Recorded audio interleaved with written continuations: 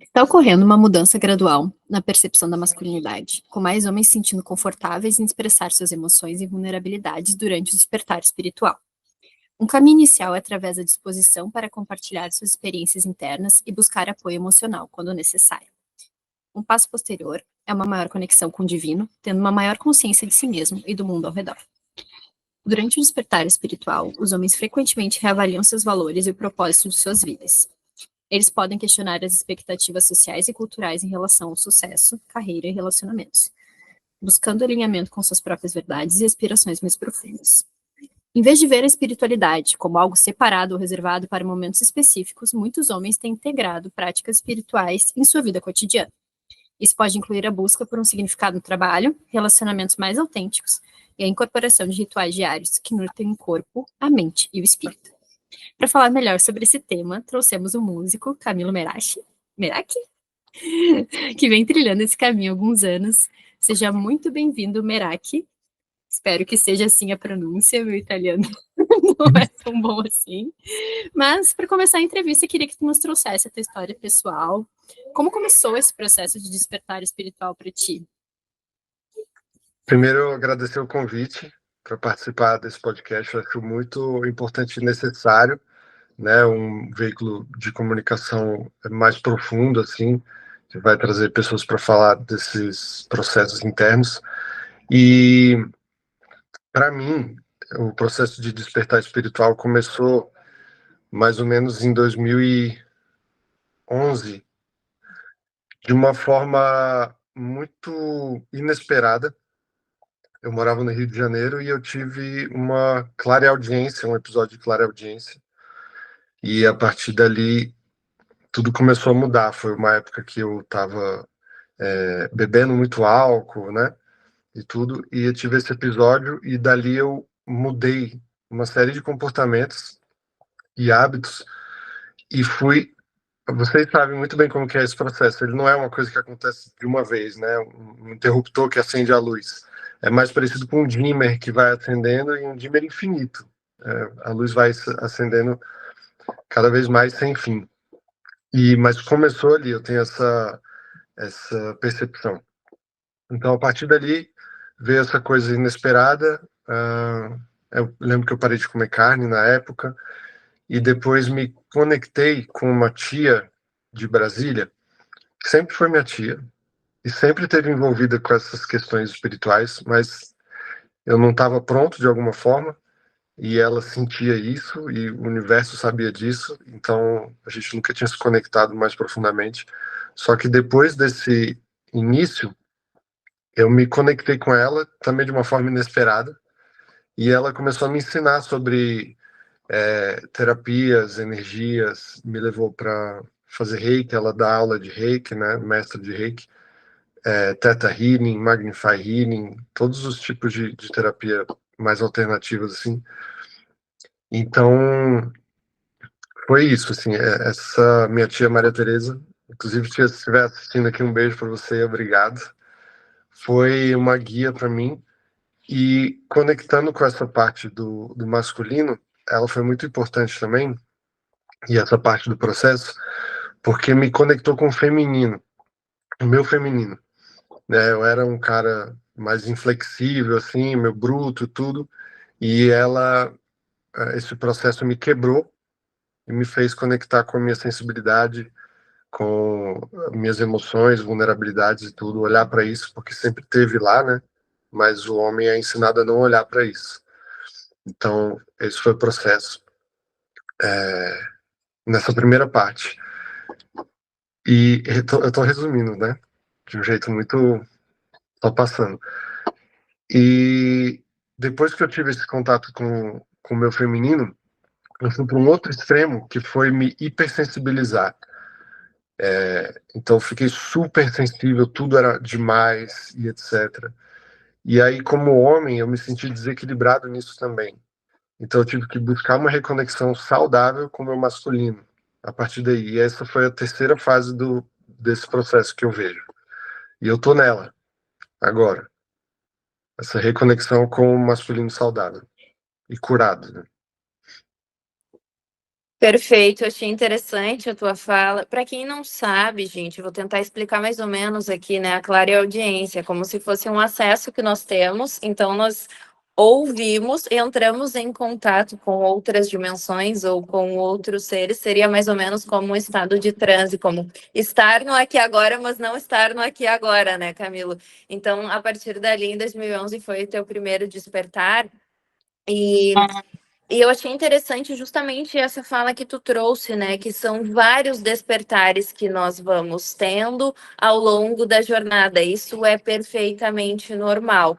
E juntando com a perspectiva sobre a nossa temática e sobre o antes e o depois, para quem está escutando e quem pode estar no primeiro momento da jornada, ou no meio da jornada, ou, enfim, continuando a sua jornada.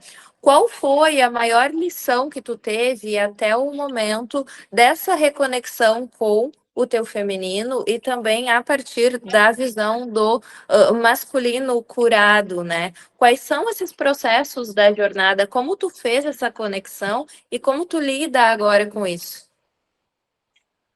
Eu acho que a minha maior lição foi de humildade e reconhecer que eu sou um eterno aprendiz, né? Conforme eu fui entrando nessa toca do coelho e vendo que é um negócio sem fim, eu me coloquei no lugar de mais humildade, assim, falar, tá, eu não sei de nada e vamos aprendendo cada passo aqui, aonde que vai isso. E dentro disso também aprendi sobre a, a conexão entre o mundo material e espiritual que se revela de vez em quando para a gente em alguns sinais, alguns episódios assim, e que a gente tem que sempre lembrar disso. Então, às vezes você não fica o tempo inteiro no mundo espiritual, mas você só de olhar um pouquinho pelo buraco da fechadura, você já tem que lembrar daquilo para sempre. Fala, tá, eu já vi que existe aquilo.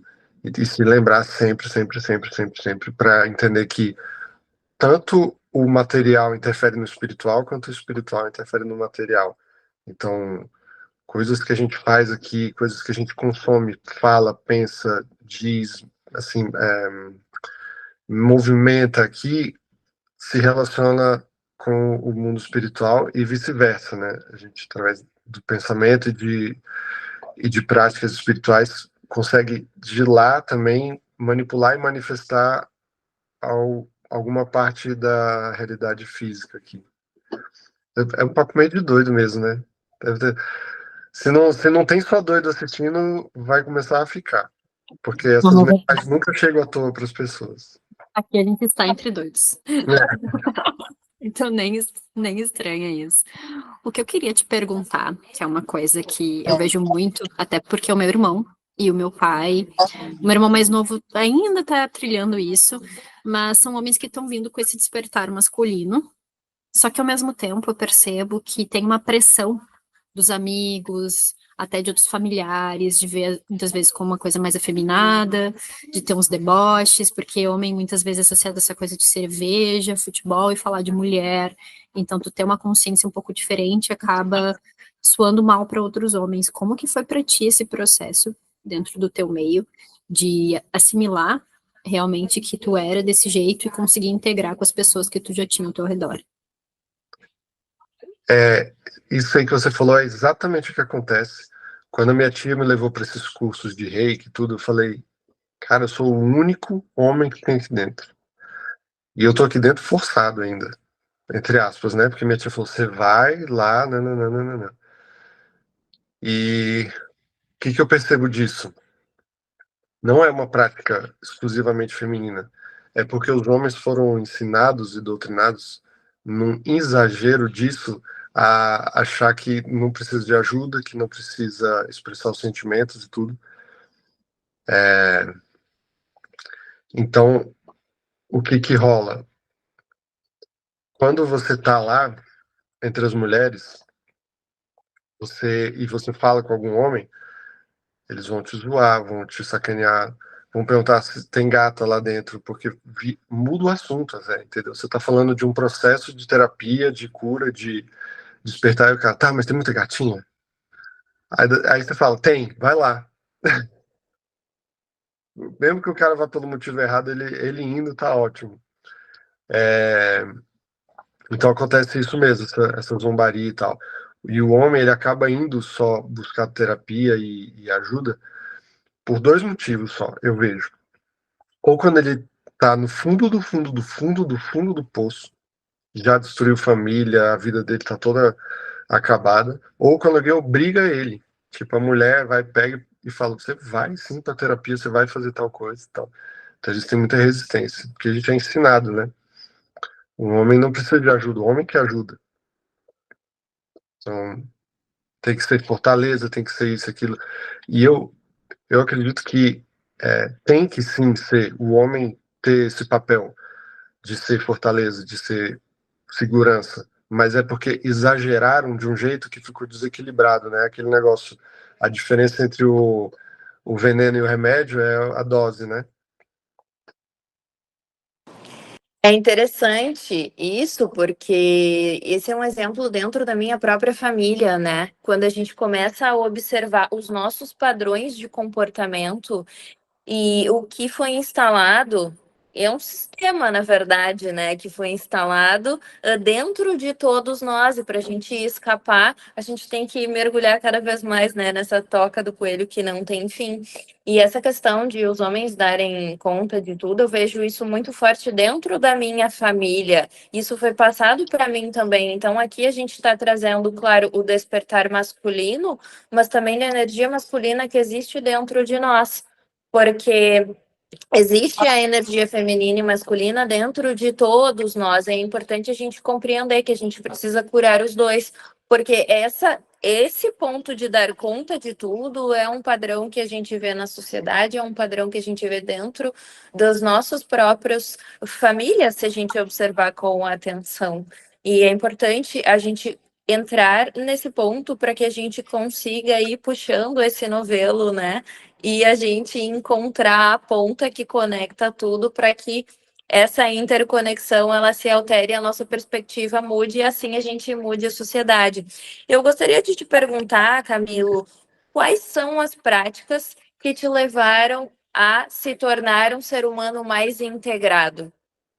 Que conectou o teu feminino com o teu masculino e que fez com que essa tua perspectiva se alterasse e que tu conseguisse transitar, né, no mundo espiritual, no mundo material, que tu conseguisse trazer as tuas ideias e pertencer a alguns grupos. Houve também uma troca de grupos, como foi isso para ti?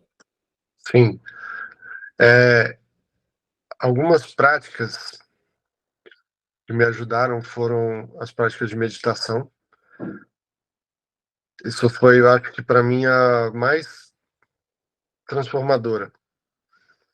Então, meditação diária, 2 vezes por dia, me conectar, porque as respostas a gente já tem, né? Dentro da gente. E dentro da gente a gente também encontra a conexão com o próprio universo, a teia da criação. Então, eu descobri que está tudo lá. A gente precisa só ficar em silêncio e na frequência certa para acessar. E exercícios físicos me ajudaram também a limpar minha cabeça para poder receber essas informações e conectar com o mundo material também. Eu estava numa dessas partes do despertar, eu senti que eu estava muito voltado para o mundo espiritual. E eu falei, preciso voltar um pouco para cá para trazer o que eu estava vendo lá e acessando lá. Então, essa minha tia me ajudou muito com isso também, de integrar, porque integração tem a ver com isso, né? Você acessar o que tem lá e integrar com o que tem aqui. Não adianta viver só no mundo de lá, muito etéreo, né? Você fica perdido, as coisas não funcionam na sua vida e a gente tem uma vida para cuidar aqui, né? Então, parte do processo teve a ver com isso. Ahn, Como que era a outra parte da pergunta? Quais são as tuas práticas, né? E se existiu essa troca de grupos, como que tu fez para lidar com o teu antigo, com a tua versão antiga e a nova? Existiu uma troca de grupos? Sim. Quando você entra num processo, independente se é homem, mulher, você se sente muito solitário. Eu tenho certeza que aconteceu com vocês em algum momento também. Você fica sozinho, porque quando você se conectava com aquelas pessoas antes e você começa a mudar, elas resistem à sua mudança, primeiro, porque assim como a lagarta se transformando em borboleta, a gente está matando as pessoas a pessoa que elas amam. Então a gente está matando a pessoa que elas amam e elas ficam com medo disso, né? Não, não, não, não. Eu não quero perder. Ele é assim do jeito que eu conheço, sempre conheci, então não posso deixar essa mudança acontecer. Isso é um processo inconsciente mesmo. Elas, nossa família, né, são os que mais são resistentes à nossa mudança por causa disso. A gente é familiar para eles, eles conhecem tudo. Então eles ficam com medo de perder quem a gente é, porque é quem eles conhecem. Então eu fiquei sim muito sozinho, tanto em relação à minha família, amigos. Perdi, né, todos os meus amigos. Eu não digo perdi porque assim eram amigos de cachaça, drogas e não sei o quê. Então tipo assim, eu falei, ó, eu tô saindo daqui, quem quer vir junto? Não, vem, volta pra cá. Eu vou voltar. Então se vocês quiserem vir, a porta tá aberta aqui, o último que entrar fecha. Se não, já já tô longe. E foi o que aconteceu, né? E eu acabei. Você vai trocando de grupo naturalmente, aos poucos, né? Encontra um ou outro que já tá no processo, aí depois um outro que pode ser um guia para você, um amigo assim e tal. Eu tive alguns assim, que ajudam muito, pega pela mão e falou, pô, bem-vindo ao Casulo, vamos, deixa eu te mostrar como é que foi para mim e tal, posso te ajudar aqui. E aí depois que você tá mais à frente do processo, você começa também a assumir esse papel de guia para outras pessoas que estão chegando, e ali vai montando um grupo, né? O Juliano Poeta, que vocês devem conhecer, da Jornada Solar, ele foi para mim um guia também, tanto quanto com o livro, né, a Jornada Solar, tanto quanto como um amigo também, pessoal. Então a gente vai encontrando. E uma coisa muito importante para os homens que estão assistindo, conectem com outros homens, porque essa foi uma parte do meu processo também. Homens curados, ou que estão buscando cura. Porque quando eu estava nesse processo com a minha tia, aí eu só comecei a me conectar com mulher. Porque eu falei, cara, as mulheres ouvem melhor, falam melhor, elas acolhem mais. Por que eu vou ficar falando com os homens de questões que eles nem querem ouvir? Um exemplo, eu tenho um amigo que é o meu melhor amigo, eu conheço ele há 30 anos quase, 29 anos. E eu lembro que eu terminei um relacionamento e fui mandar mensagem para ele. Falei, pô, Ivan, terminei um namoro assim, assado, aconteceu isso, isso, aquilo. Isso que eu nem falava com ele das coisas que aconteciam no relacionamento. A mulher, se o cara espirrou errado, ela já manda, ai, amiga, pá. Então vocês se comunicam muito. E eu não falava nada com ele e falei só no fim do relacionamento. E ele falou assim, que bad. Acabou a conversa. Essa foi a nossa conversa. Entendeu? E aí depois eu tentei insistir, aprofundar assim, não, mas é porque aconteceu isso. Ele, nossa, paia. Foi isso. Então depois a gente encontrou pessoalmente e tal, e ficamos no restaurante, no barzinho e tudo, e ali foi o nosso momento de ter isso. E aí eu falei, fiquei limitado na minha cabeça, falando, tá, os homens são todos assim, se o meu melhor amigo não me conversa, e realmente a maioria é assim, você não consegue ter uma conversa com um homem mais profunda. Você vai tentar falar de um negócio, eles puxam para uma coisa banal, puxam para uma besteira, puxam para um negócio assim, porque não quer acessar, porque foi ensinado a não acessar os sentimentos, as emoções, as vulnerabilidades, nem nada. É tipo muito prático assim. E é bom ser prático, né? Muitas vezes, mas tem hora que você tem que abrir a caixinha de Pandora lá. E eu comecei a ter só amiga mulher. Falei, não, então, cara, olha isso aqui. Eu começo a conversar, a pessoa me ouve tudo. E eu percebi que eu tava perdido nisso também. E aí, nesse processo de me reconectar com o masculino, eu tomei a decisão consciente de falar, vou buscar homens que estão nesse processo e vou forçar a amizade com esses caras, entendeu? E aí deu super certo. Fui achando minha tribo ali, conectando com os caras que estão nesse processo e tal. E é maravilhoso. E pessoas como o Juliano, assim como vocês são facilitadores de uma conexão do núcleo mais feminino, ou até essa interseção, né, que a gente está fazendo aqui, de um com o outro, ele tem esse papel de facilitar o grupo de homens, né? Então é muito, muito importante fazer essa conexão. Eu percebo que, antes de a Vicky continuar a pergunta, o que tu falou é de extrema relevância, Camilo, que é quando a gente tem um despertar ou quando a gente vai dar um salto quântico, né? Geralmente a gente se desconecta, a gente sai de uma frequência, a gente vai se desconectar de algumas pessoas, caso elas não escolham continuar naquele processo, naquele avanço ou naquele mergulho.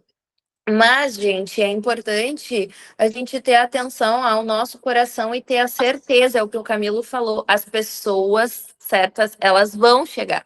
A gente vai encontrar um mestre que vai orientar, a gente vai encontrar um amigo, a gente vai encontrar uma tribo, vão chegar, a gente está amparado sempre. Porque muitas vezes, e isso eu passei recentemente, tá? Durante o meu próprio processo, às vezes eu entrava em um estado de medo do desconhecido, o que vai acontecer.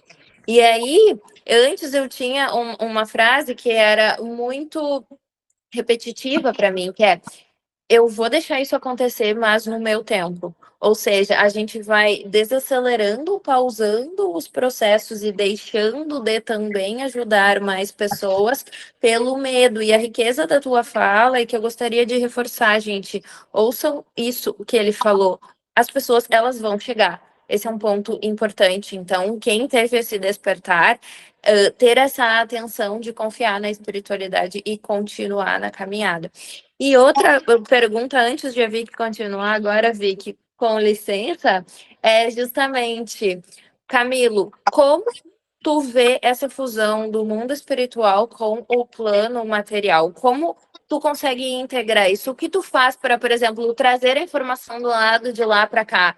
Que foi um ponto que tu tocou e eu fiquei um pouco curiosa, porque muitas vezes a gente está muito no plano espiritual, mas a gente não traduz, né? É como se esse channeling, essa canalização, a gente não conseguisse trazer para a matéria, porque o código-fonte é diferente. Como tu traz esse processo de lá para cá?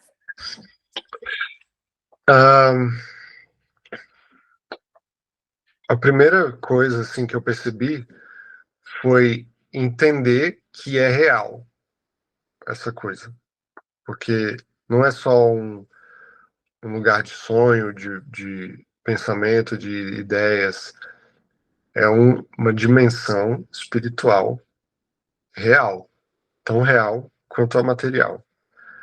É como no filme Matrix. Então, a primeira coisa foi eu ter essa percepção, porque daí a fé, vamos dizer assim, que você precisa, no sentido de certeza, para trazer as informações e manifestar aqui, precisa ser de 100%.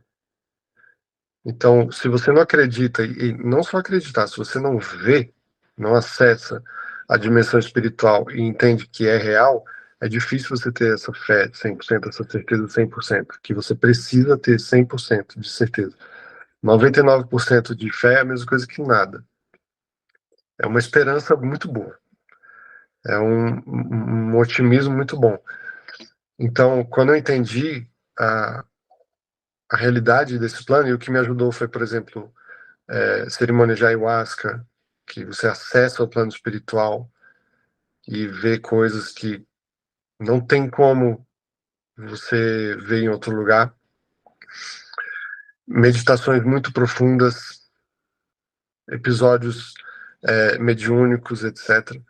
Então, primeira coisa é isso. Depois, observar muito justamente substâncias que você ingere que atrapalham esse portal, porque para mim a conexão de coisas que eu li, coisas que eu experimentei, a conexão o ponto de integração, o elo de integração entre o mundo espiritual e material no ser humano, acredito nisso, tá? Tá na glândula pineal. E tem substâncias que vão calcificando essa glândula, que vão tanto impedindo a gente de acessar, quanto de trazer para cá. E meditações ativas também. Porque daí você começa a conectar o espiritual com o material. E depois vai ficando, eu acho que de cada pessoa, né? Como ela vai integrando aquilo. Não sei se foi essa a pergunta, desse jeito, mas foi o que eu senti aqui.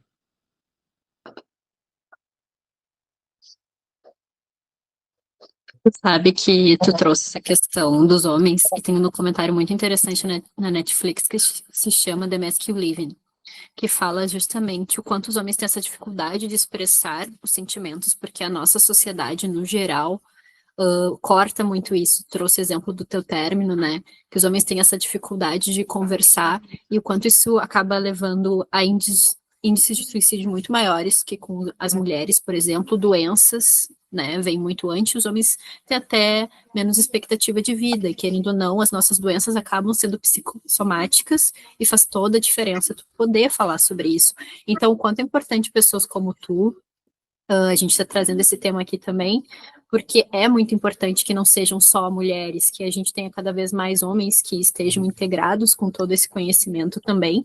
E eu acho que cabe a nós mulheres a função como futuras mães, dar essa abertura, caso tenhamos filhos homens, né, de ter um diálogo maior, ou com os nossos relacionamentos, né? Também trazer essa questão de tipo, ó, tu pode conversar comigo, procurar um terapeuta. Acho que um homem que já faz terapia já, já, já está diferenciado, né? Porque querendo ou não, vai elaborando essas questões um pouco melhor. Mas eu queria que tu trouxesse, tu falou essa questão do término. Como que tu viu a diferença que tu lidava com essas questões antes de entrar nesse caminho e agora, né? Como que mudou no teu emocional tudo isso dentro da tua vida pessoal também? Porque eu vejo que, até pelos meus irmãos, como eu comentei com meu pai, é uma coisa que faz muita diferença quando tem essa abertura maior. A espiritualidade e autoconhecimento.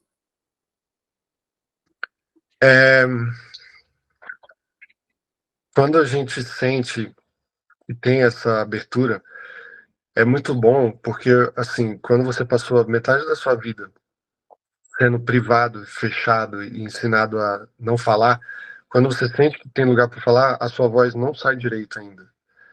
Então você tem que ir molhando o pé na piscina até pegar a confiança para mergulhar naquilo. Então é um processo. E olha, vou te falar, você molha o pé e depois você volta lá para a cadeira e fica olhando para a piscina, depois você vai só molhar de novo. É um processo muito. É, não vou dizer lento, porque vai de pessoa para pessoa, mas é um processo complexo para gente aprender a falar. É a mesma coisa que talvez da mulher aprender a ser mais livre ou a tomar mais atitude. Vocês foram ensinadas a ser mais passivas, a ser mais obedientes em certos aspectos. Então, para uma mulher sair disso, é a mesma libertação do homem poder falar sobre o que ele está sentindo e chorar livremente. Então é isso, é um processo, mas depois que acontece é maravilhoso. E isso que você falou do homem fazer terapia é muito bom mesmo. Eu fiz por anos, eu fiz por 8 anos terapia, estou fazendo de novo agora.